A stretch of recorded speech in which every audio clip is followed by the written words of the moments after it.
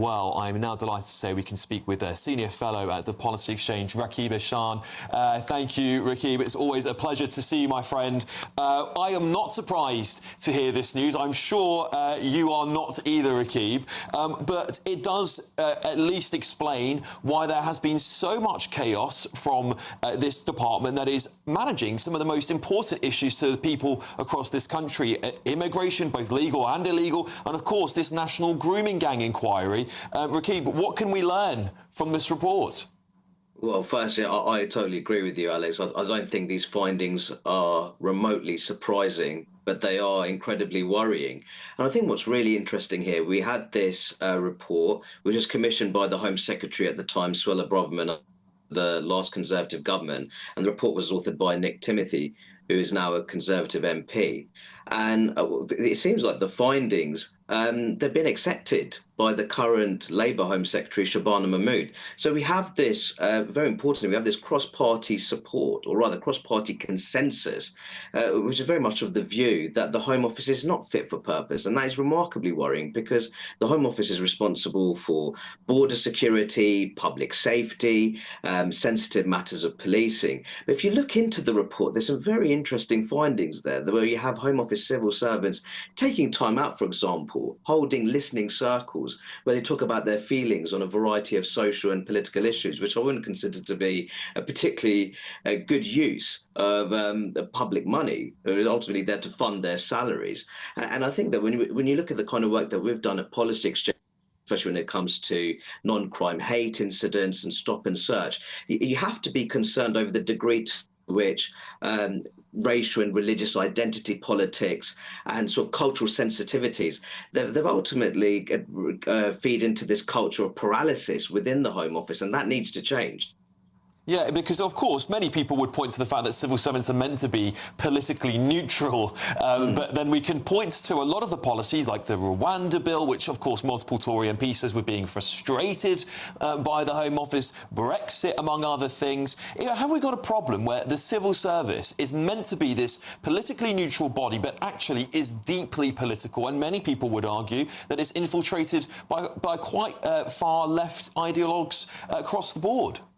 Well, we have to see that when you look at Home Office staff networks and also the connections that the Home Office has with a variety of activist groups. So in my view, certainly, in my opinion, they have very liberal views on matters of immigration and asylum, and also in some cases also quite liberal views on matters of counter-extremism as well. I think that it's very clear that the Home Office is not fit for purpose.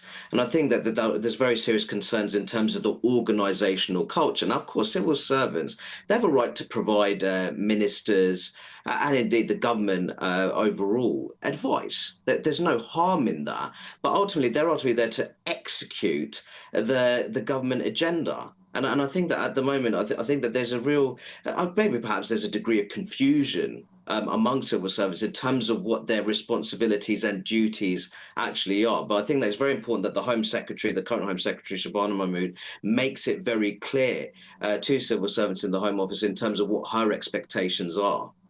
Rakib, listen, I totally agree. I think this, the blob, as it's been called now, has really taken over and it's damaging our country. But what can be done? What do you think we need to do, and what realistically can be done by politicians? We've seen David Cameron try to reform the civil service previously. He failed to do that.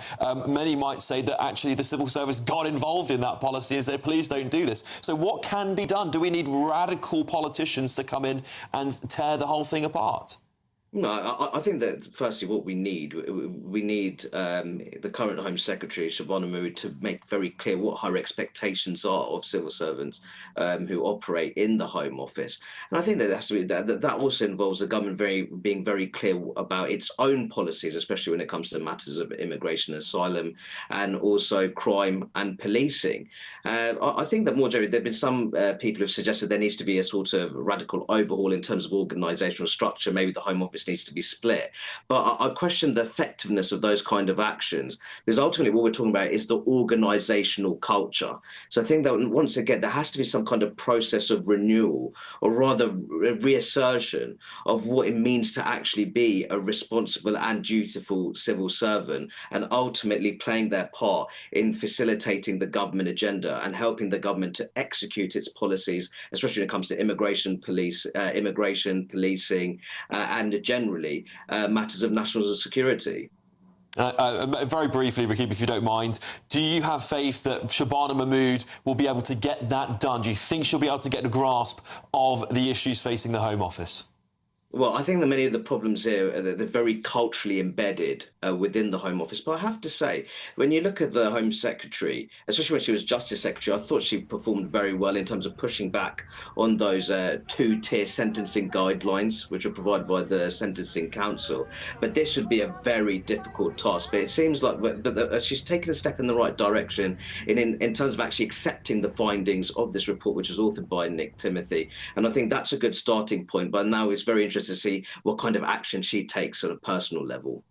Absolutely, Rakib. Look, we're all patriots. We all want what's best for the country, no matter what colour of politician is in our parliament, whether it's red, blue, beige, whatever colour we've got in a political party. We want what's best for the country. So hopefully we can get some cross-party support on this and fix the Home Office. Now, that would be a start point to solving our problems. Rakib Ehsan there, absolutely fantastic stuff as ever. Senior Fellow at the Policy Exchange. Thank you for joining me.